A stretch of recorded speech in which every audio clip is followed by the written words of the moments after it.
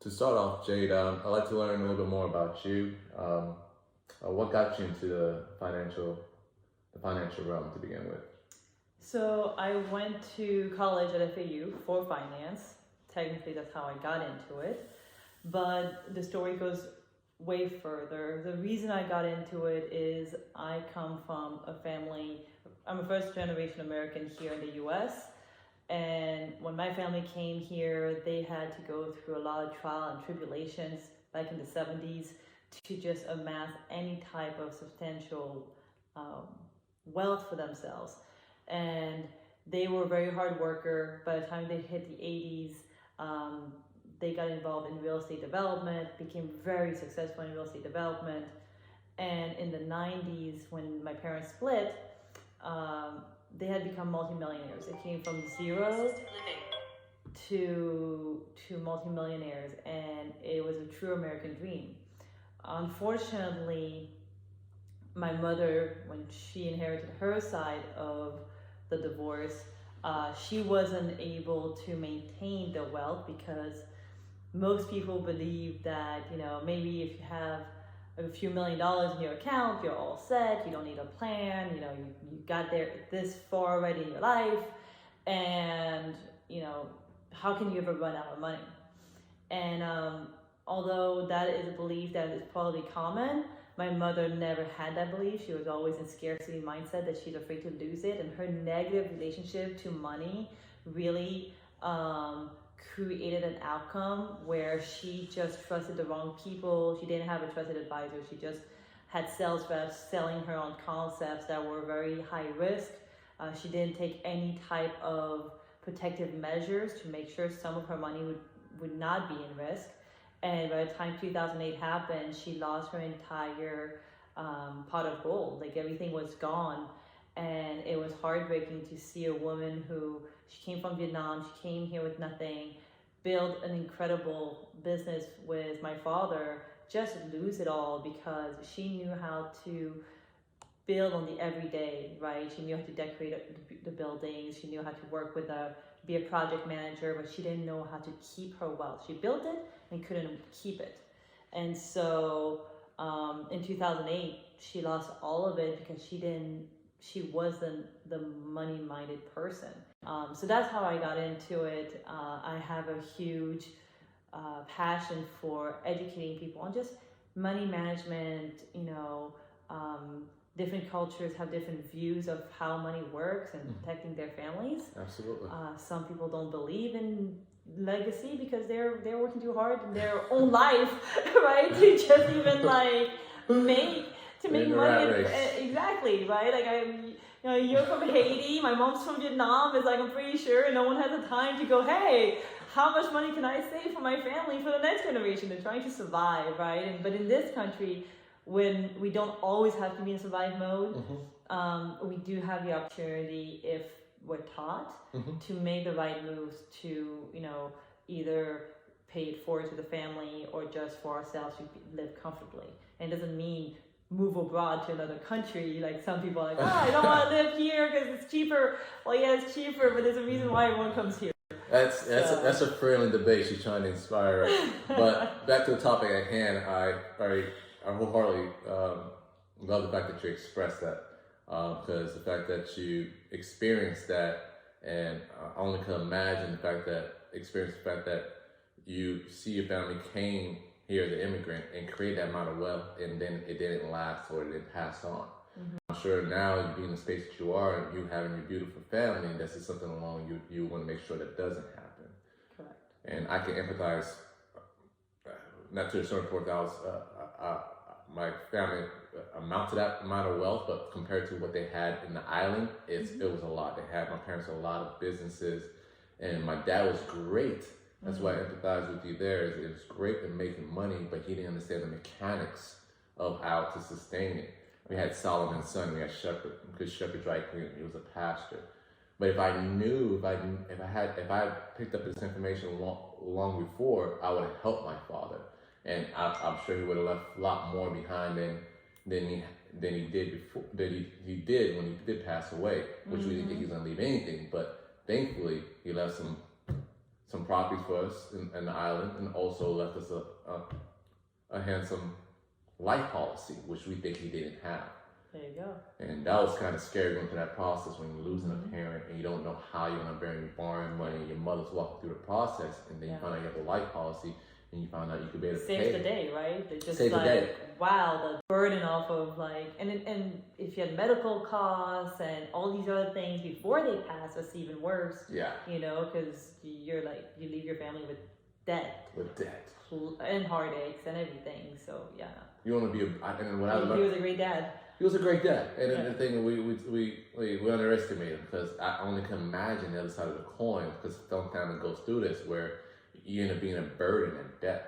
Mm-hmm. And I do not want to be that person, because I understand how my father left and how it really made an impression on me that he did his part. It might not mean it didn't mean the fact that when he passed away I was wealthy, but it was enough for us to bury him and then have some left over to pay the funeral expenses, have some left over. So that's the reason why I got into this. Now that you share your wholehearted story, I figured I'd share mine. And now I'm like, let me dive in this a little bit more. And I got into debt consolidation, and I eventually met you. We had a relationship for over 10 years. Yeah. I'm like, this is what I really want to do. And I want to thank you for getting me to the door to start believing myself this is something I can do, especially being a person of color. Right. You kind of try to fight those stigmas and have that little conviction, the fact that you can succeed in this type of industry. Yeah. Right. I'm a woman and, immigrant and all these things too. So the challenges were very similar. Yeah. Coming in, and we had to learn the American system, and there was definitely some challenges along the way. But that's really also what I see as the opportunity, is that there are so many of us, people just like us out there, that need the support, that need the education, and you have something in common that you want to keep on talking to forever, hopefully. Okay, that's fantastic, and that's a wonderful answer, by the way. So as far as going to this, what is your ultimate goal? Us actually putting more information out there through social media, to actually, what would be your end goal? What would you like to see happen between now and next year, doing what we're starting to do right now to help people? What would make you happy? What would be? I know it'd be most likely the fact that people are getting the resolution, they're getting the peace of mind. Yeah. But what would do? I don't want to answer that for you. But what would be the reward for you? At the end of the day, I'm in this business because I enjoy helping others. And so, what are the next steps? I feel like, what if anything, if somebody would like to get a better understand or get a better grip on their financial situation, what would you suggest to start doing first?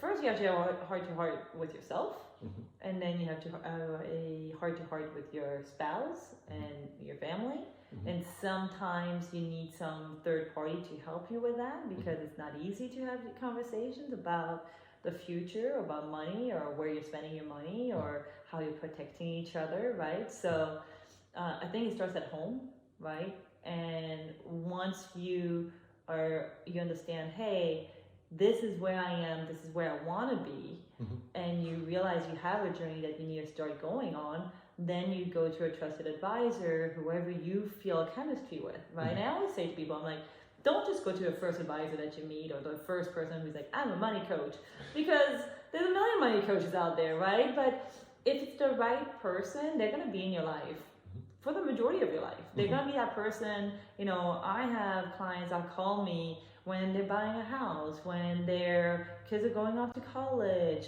if they're buying a car. And it's just like, hey, I'm thinking of doing this. What do you think? Should I put my money here, or should I put my money there? And, it's not just a relationship of like, let's have a 1-year annual review, and don't call me until next year's annual review. And I'm like, who wants to have that relationship? I'm more about, obviously you don't want the person who's calling you every 2 minutes, but you also want to be able to be there for them. And so you want, if I have an advice from my audience, it would be just to say, hey, find somebody that you click with, that you know. If you love to travel, don't work with an advisor or someone who hates to travel, right? Because they're gonna be like, well, why do you do that? Like, why would you spend $10,000 a year to travel? Or if you, and with my accent sometimes I mess up, but tether? Yeah, right? tether, yeah. It's the church. So yeah, you want to put some money away every month, right?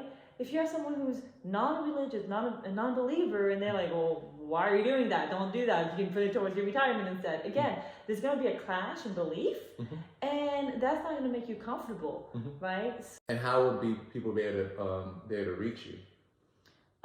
They can either email me or they can call me. I can definitely put my information with this video. Okay. It'll be in the bio. But I just want to take the time, you guys, actually get a chance to meet my partner in crime here. I think she's awesome. Her birthday was just yesterday, and she was still up and at us to be able to sit down and still do this casting. She was slightly apprehensive, but I kind of helped her along because she has a wealth of knowledge and she's awesome. So we just don't want to procrastinate from actually taking the initiative to start having a conversation like this and see how we can get it out to the masses. Yes. You put me on the spot. Completely unready. No hair done, no makeup. That's when you know you have a good friend to have a conversation with, right? Like, let's go candid. In my home, yep, in the middle of the afternoon. There you go. But she's a natural, as you can see. She doesn't need makeup. But needs to say, I'm going to sign out on this portion of the video. This is just an introductory to get to know Jade as well as myself and exactly how we're able to help future families and how to build legacies on top of that. Feel free to access any questions in the comments moving forward. But this is just a starter. This will get better, but to start off, I think this is a good starting point. This is the most impromptu you will see us. So there you go. Sunny Solomon and Jade Valentini. Great to see you. we